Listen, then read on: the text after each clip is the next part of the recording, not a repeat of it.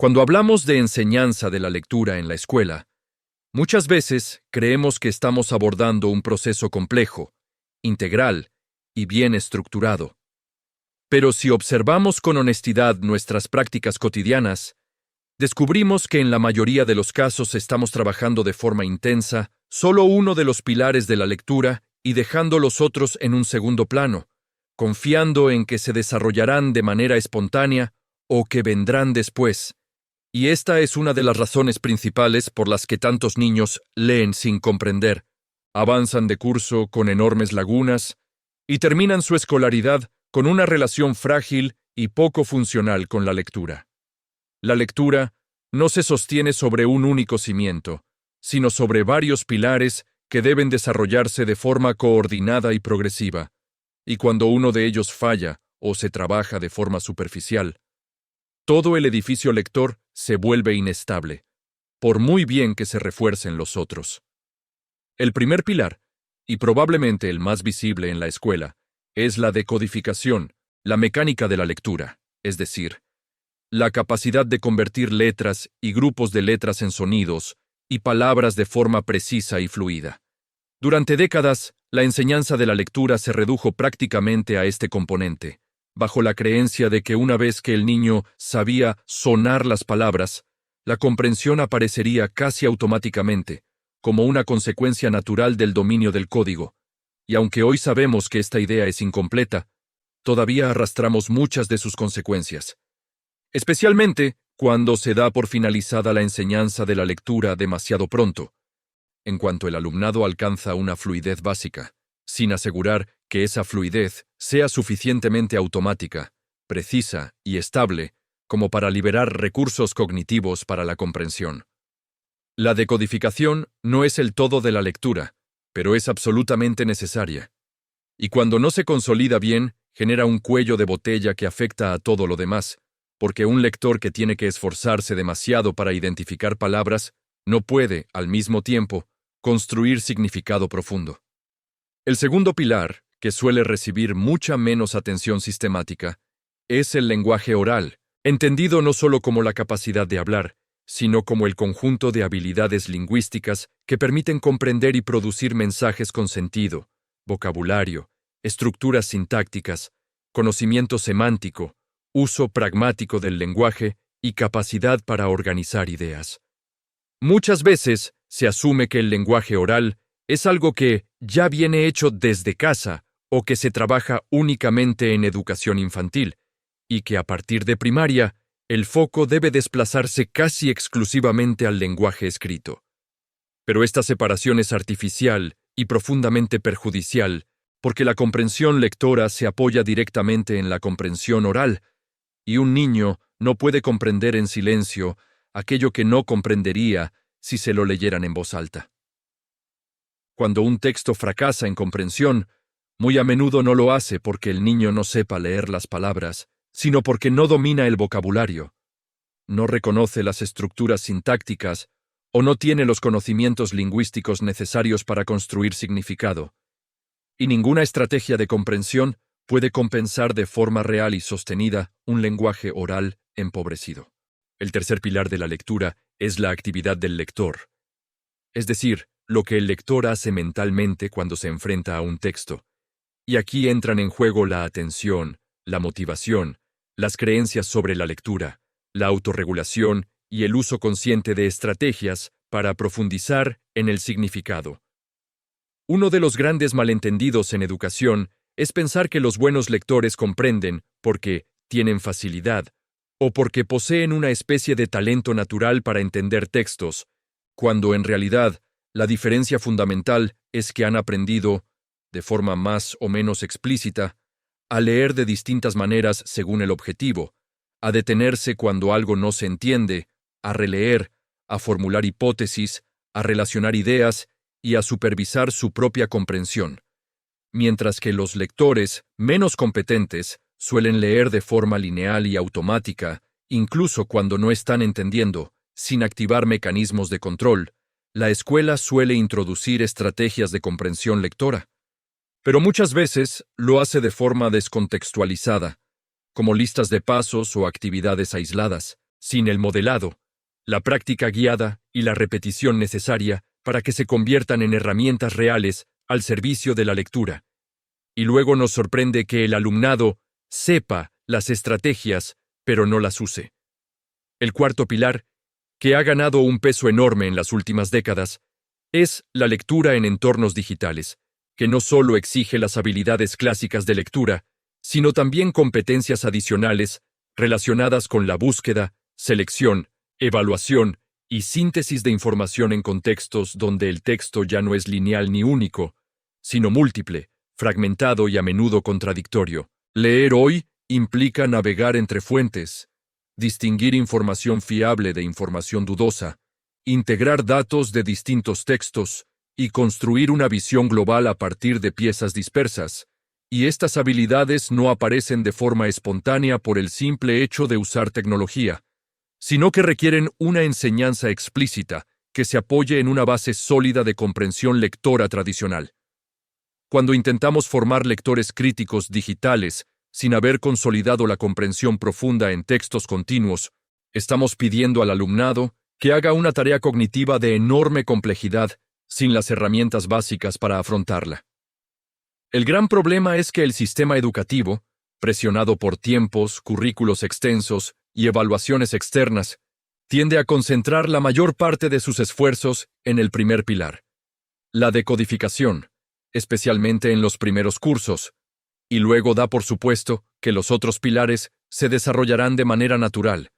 como si la simple exposición a textos fuera suficiente para garantizar comprensión,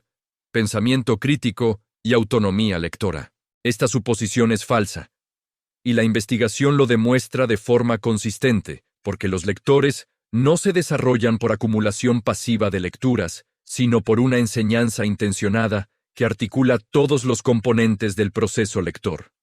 Uno de los aspectos más importantes para comprender esta complejidad es reconocer que ningún pilar es suficiente por sí solo, aunque todos sean necesarios, y que trabajar intensamente uno no compensa la ausencia de los otros. Un niño puede decodificar perfectamente y no comprender. Puede tener un vocabulario amplio y no saber regular su lectura. Puede aplicar estrategias y no entender porque carece de conocimientos previos. Y puede navegar por Internet con soltura y aún así no construir significado profundo. Y cada uno de estos perfiles requiere una intervención distinta, basada en un diagnóstico pedagógico fino y no en recetas generales.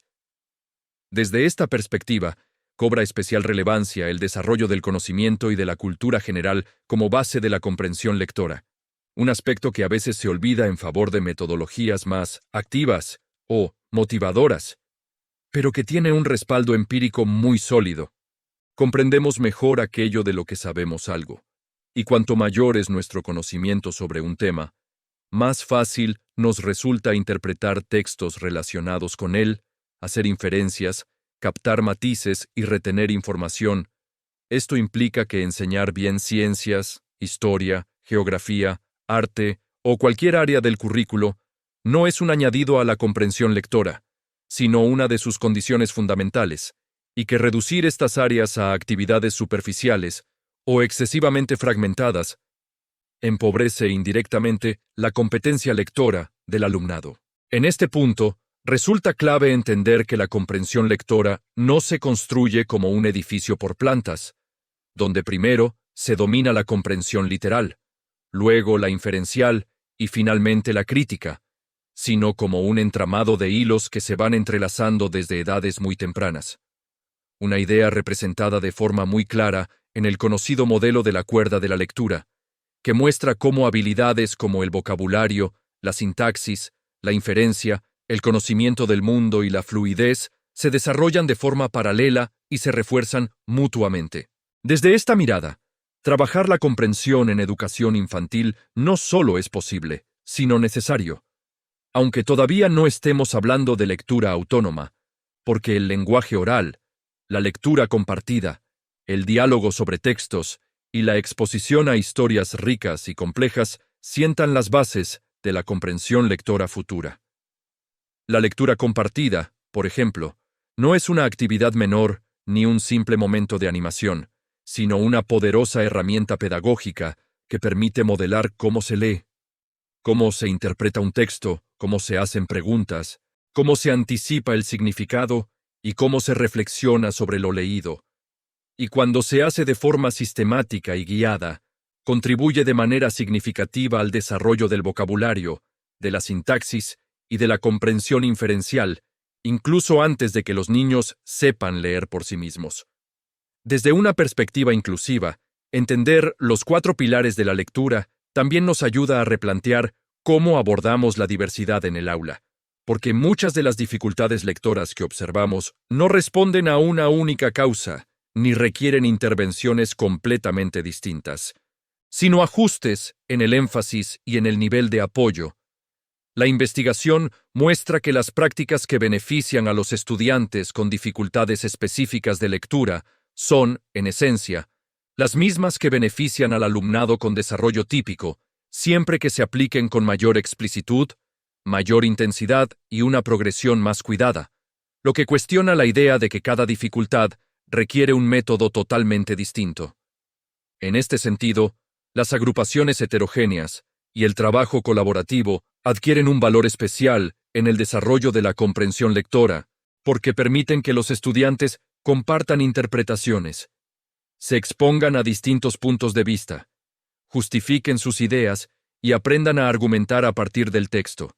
habilidades que son centrales para una comprensión profunda y que no se desarrollan fácilmente en contextos de trabajo individual y repetitivo. Sin embargo, estas dinámicas solo funcionan cuando están bien estructuradas, con objetivos claros, roles definidos y una mediación docente activa que guíe el proceso y evite que las diferencias de nivel se conviertan en barreras para la participación. Finalmente, es fundamental asumir que formar lectores competentes no es una tarea rápida ni lineal, y que los resultados no siempre son inmediatos ni espectaculares, porque la comprensión lectora se construye a través de la acumulación de pequeñas mejoras en distintos componentes, a lo largo del tiempo, y no mediante saltos abruptos provocados por intervenciones puntuales. Esta realidad puede resultar frustrante en un sistema que busca soluciones rápidas y medibles, pero es precisamente desde esta mirada más profunda y paciente desde donde la enseñanza de la lectura puede recuperar su sentido pedagógico y su impacto real en la vida de los estudiantes. Comprender los 4 pilares de la lectura no es solo una cuestión teórica, sino una herramienta práctica para analizar nuestras decisiones didácticas,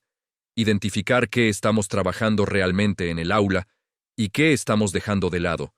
y construir propuestas de enseñanza más equilibradas, más justas y más eficaces,